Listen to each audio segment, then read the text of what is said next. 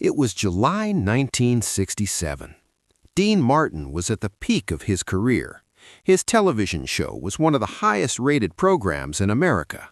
He was a member of the Rat Pack. He'd knocked the Beatles off the charts 3 years earlier. He was the king of cool. But on this particular Saturday afternoon, Dean Martin wasn't performing. He wasn't on a stage. He wasn't in a recording studio. He was on vacation with his second wife, Jean, and their children at their beach house in Malibu. Malibu in 1967 wasn't the celebrity hotspot it is today. It was quieter, more private. That's why Dean loved it.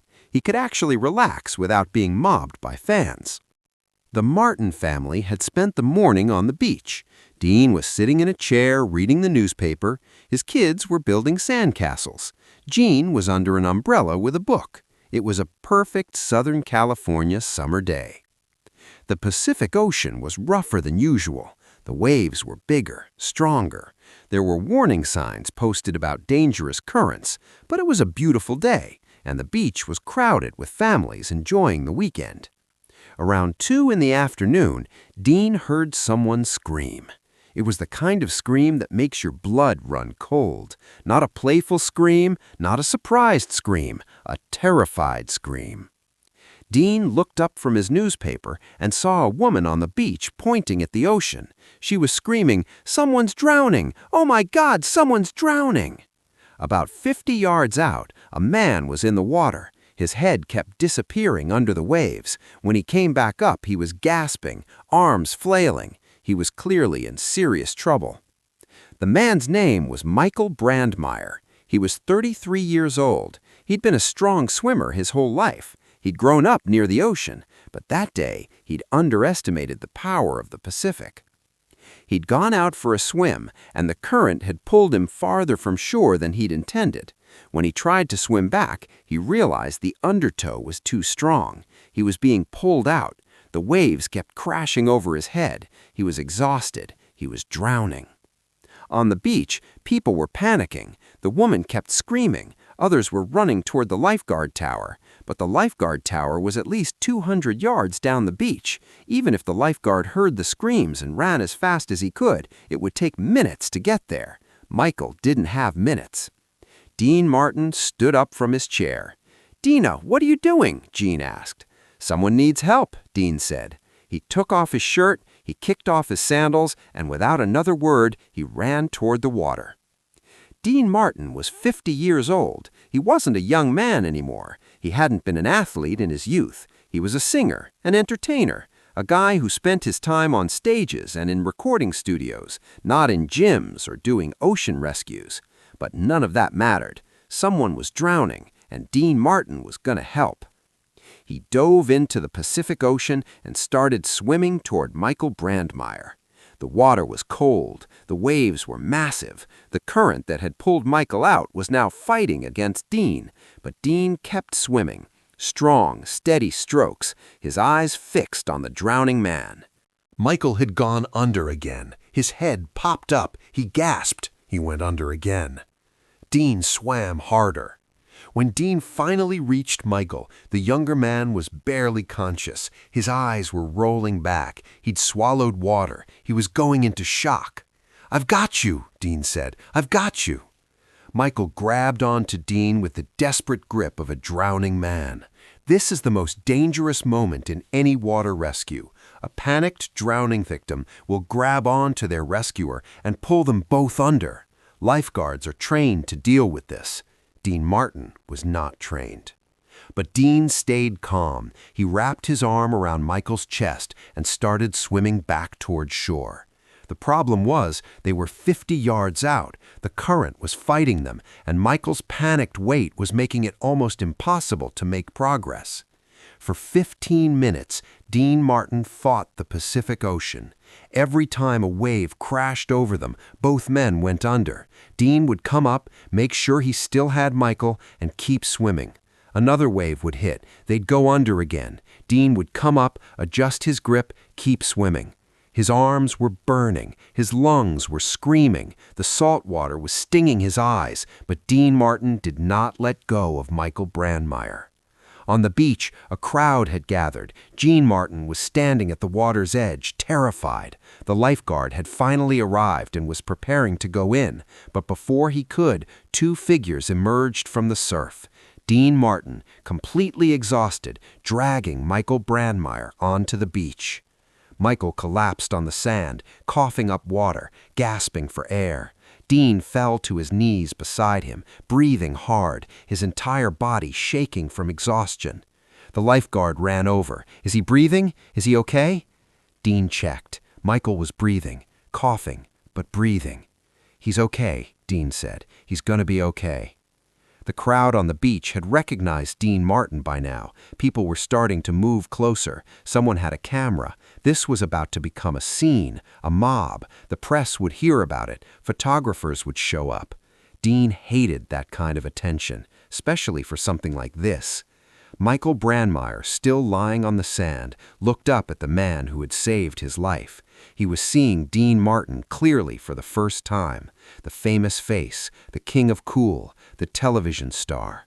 "You," Michael said, still gasping, "you saved my life." Dean just nodded. "What's your name?" Michael asked. Even though he recognized the face, his brain was still foggy from nearly drowning. Dean Martin looked at this man he'd just pulled from the ocean, this stranger whose life he'd just risked his own life to save, and he said two words that would haunt Michael Brandmeier for 40 years. "Doesn't matter." Then Dean stood up. He walked over to his wife and children. He picked up his shirt and put it back on. He gathered their things, and without talking to the press, without posing for photos, without making a statement, Dean Martin and his family left the beach. Just like that, he was gone. Michael Brandmeier tried to follow him, tried to thank him properly, but Dean was already in his car driving away. The lifeguard told Michael, "That was Dean Martin. He just saved your life." "I know," Michael said. "I need to thank him." But how do you thank someone who doesn't want to be thanked? How do you find someone who deliberately walks away from recognition? Michael tried. He called Dean Martin's management company. They said Mr. Martin didn't take calls from the public. He wrote letters. They went unanswered. He tried to find out where Dean's beach house was. No luck. The story didn't make the newspapers. Dean Martin had made sure of that. He'd told his family not to talk about it. When reporters asked about his weekend, he just said, "Spent some time at the beach with the family. Very relaxing." No mention of the rescue. No mention of Michael Brandmeier. No mention of nearly drowning himself to save a stranger. Because that wasn't who Dean Martin was. He wasn't a man who rescued people for publicity. He was a man who did the right thing and then went home. Years passed. Michael Brandmeier got married, had children, built a life, but he never forgot July 1967. He never forgot the man who jumped into the Pacific Ocean for a stranger. He never forgot "doesn't matter." In the 1980s, Michael tried again to reach out. He contacted Dean Martin's publicist. He explained what had happened. He just wanted to say thank you. The publicist said he'd pass along the message. Dean never responded. On Christmas Day, 1995, Dean Martin died.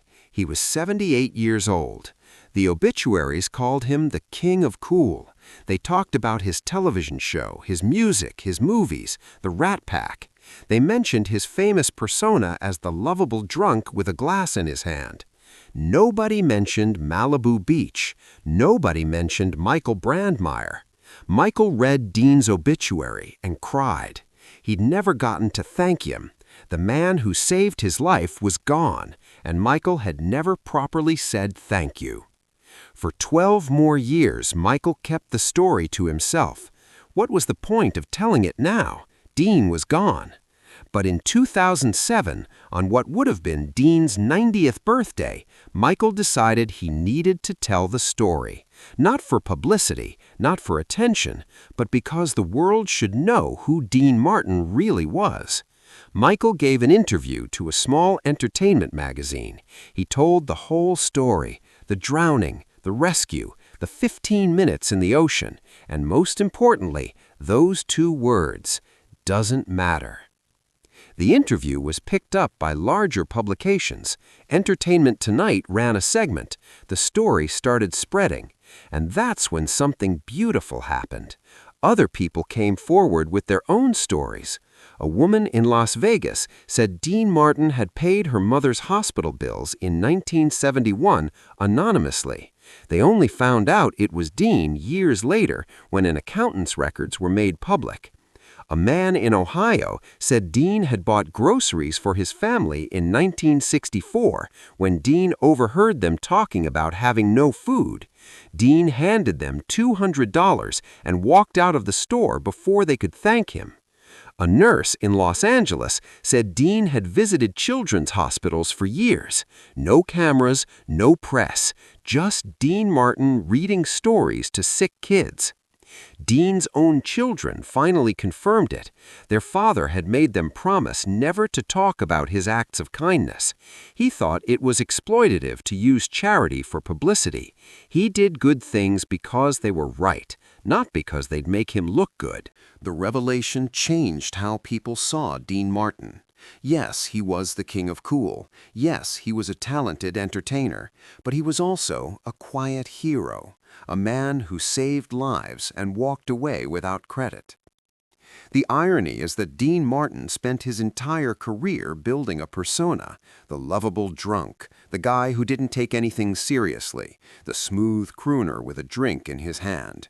But the real Dean Martin, the man behind the persona, was someone who took the most important things very seriously: life, compassion, helping others.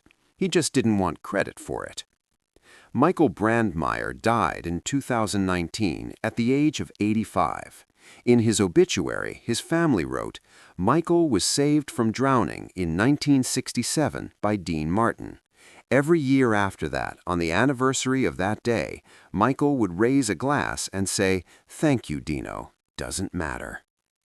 Those two words became a kind of motto for Michael, a reminder that the best things we do in life are the things we do without expecting recognition, the moments when we help others simply because it's right, not because it'll make us look good.